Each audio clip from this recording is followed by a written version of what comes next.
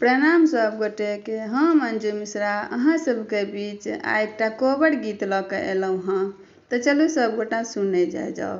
अगर अहाँ सब हमरा चैनल पर नया छी तऽ हमरा चैनलके सबसँ पहिने सब्सक्राइब कऽ लिअ आओर बेल आइकनके सेहो दबा दियौ। ओहिसँ की हेतै जे किछु हम अपलोड करब ओ सबसँ पहिने अहाँ लग पहुँच जायत। और हमरा चैनल पर अहाँके नाना प्रकारके पारंपरिक गीत नाद और पाबनि तिहार से संबंधित सब जानकारी भेट जायत। तो चलू गाना सुने जाओ। छोटी मोटी पटना देखै में सोहावन लागी गेल हाट बाजार हे।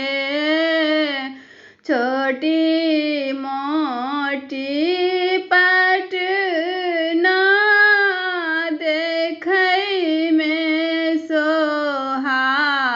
सोहावन लागी गेल हाट बाजार हे। बाजार घूम चलला दुल्हा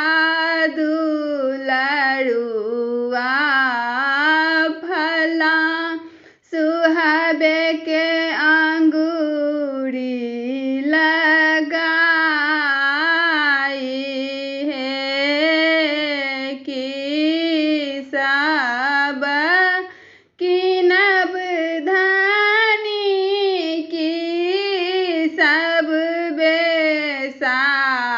बेसाहब की सब लेब आही बात है। साड़िया हम कीनब राजा जी चूड़िया बेसाहब सिंदूर लेब आही बात है। साड़ी